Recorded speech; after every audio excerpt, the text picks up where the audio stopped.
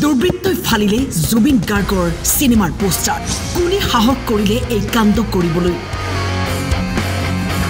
কিমান নিকৃষ্ট হ'ব লাগিব মানসিকতা ৰাতিপুৱা আহি দেখিছো বহুত পোষ্টাৰ ফালিছে 11 বজালৈকে থাকুই 11 বজালৈকে এটো হোৱা নাই তাৰ পিছত হয়তো কেনেবাকে হৈছে চাই কোনোবাই দেখাত পুষ্ট হলো মানসিক বিকাৰগ্ৰস্ত হ'বলৈ জুবিনৰ পোষ্টাৰখন ফালিবলৈ মানুহৰ এটো হত যাবলৈ মানে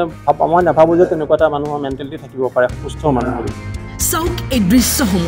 ৰৈ ৰৈ বিনালেৰ পোষ্টাৰ লগোৱা হৈছিল অসমৰ ভিন্ন প্ৰান্তত 31 অক্টোবৰত ৰিলিজ হ'ব ঈশ্বৰ পুত্ৰৰ শেষৰখন সিনেমা শেষবাৰলৈ অসমবাসীয়ে দেখিব জুবিনক অভিনয় কৰা গান গোৱা কথা কোৱা কিন্তু কাৰোবাৰ হয়তো হজম হোৱা নাছিল যাৰ বাবে এই কাণ্ড কৰিবলৈও সাহস কৰিলে ইয়াত যিমান পোষ্টাৰ লগাইছো গোটেইবিলাক ফাৰি চিঙি তলত ফেলাই থৈ দিছে এনেকুৱা বেয়াকে ফেলাই থৈ দিছে যে দেখি মই থাকিব নোৱাৰিলো কান্দি কান্দি এইখিনি মানুহকো সুধিলো কোনে কৰিছে কিন্তু কোনে একো নকয় নাজানে গম পোৱা নাই তো এইখিনি আমাৰ এৰিয়াটোত যিমান আছে কমসে কম 50 খনৰ ওপৰত পোষ্টাৰ হ'ব গোটেইবিলাক ফালি চিৰি চেছ কৰি থৈ দিছে আমাৰ এটিএমৰ ওচৰত লগোৱা হৈছিল তাতেও ফালিছে তো কিয় ফালিছে আমাক লাগে দাদাৰ পোষ্টাৰ কেইখনে কি ক্ষতি কৰিছিল আমাক হেতু লাগে পোষ্টাৰ কেইখন লগোৱাতে কি ক্ষতি হৈছিল ওয়াল কেইখন বেয়া হৈছিল নে কি বেয়া হৈছিল আমি ইমান লাগি আছো দাদাৰ নিয়াৰ কাৰণে আৰু আজি আমি দাদাক ভাল পাও বুলি সবে কও কিন্তু আজি দাদাৰে পোষ্টাৰ আমি আজি জুবিনক লৈও কাৰোবাৰ ইমান বেয়া ভাৱ থাকিব পাৰেনে যি সময়ত সমগ্ৰ বিশ্বতে জুবিনক লৈ চৰ্চা চলিছে সেই সময়তে যোৰহাটৰ দৰে ঠাইত দুষ্কৃতিকাৰীৰ এই ঘৃণনীয় কাণ্ড দেখা গ'ল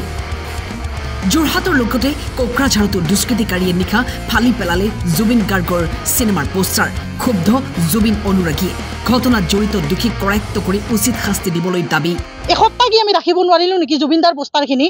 গোটেই অসমবাসী যেতিয়া কান্দি আছে কিন্তু আমাৰ ইয়াতে এইটো বহুত ইমান ডাঙৰ ঘটনা হৈছে যিটো লৈ সঁচাকৈ বহুত বেছি মৰ্মাহিত হৈছো বহুত বেছি দুখ লাগিছে সঁচাকৈ মনৰ পৰা দুখ লাগিছে বিশ্বাস কৰিব পৰা নাই মানুহে ইমান বেয়া কৰিব পাৰে ইমান নিজ মানসিকতা কাবাৰ যে আছে এখন দুখন নহয় 50-60খন পোষ্টাৰ গোটেই চেছ কৰি দিছে আমি দাদাহঁতৰ লগত লাগি 12:30 এটালৈকে পোষ্টাৰিং কৰিছো ৰাতিয়ে দিনে 300-400 পোষ্টাৰিং কৰিছো কিন্তু আজিলৈকে মানে আজি যেটো দেখা পাই মানে সঁচাকৈ কও যে বহুত বেছি দুখী হৈছো কোকৰাঝাৰ চহৰৰ যি আয়ুক্ত কাৰ্যালয় সেই আয়ুক্ত কাৰ্যালয়ৰ সন্মুখৰ পৰাই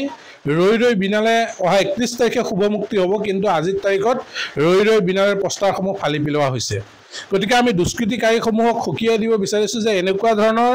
বাতাবৰণ সৃষ্টি নকৰিবৰ কাৰণে আহ্বান জনাইছো আৰু লগতে কোকৰাঝাৰ প্ৰশাসন আৰু অসম চৰকাৰক আমি আহ্বান জনাইছো যে এনেকুৱা ধৰণৰ দুষ্কৃতিকাৰীক অতি সোনকালে কঠোৰৰ পৰা কঠোৰতম শাস্তি বিহিব লাগিব আৰু 24 ঘণ্টাৰ ভিতৰত যিসকলে এই তেওঁলোকে বেনাৰ পোষ্টাৰ ফালিলে তেওঁলোকক গ্ৰেপ্তাৰ কৰিব লাগিব অন্যথা আমি সদৌ অসম নাটযোগী ছাত্ৰ সন্থাই কোকৰাঝাৰ জিলাত ৰৈ ৰৈ বিনালে যি পোষ্টাৰ কোনো দুষ্কৃতিকাৰীয়ে ফালিলে তাৰ বিৰুদ্ধে আন্দোলন হ'ব যোৰহাটৰ পৰা জিন্তু দেউধাই ফুকন আৰু কোকৰাঝাৰৰ পৰা ধনঞ্জয় নাথৰ ৰিপৰ্ট টাইম 8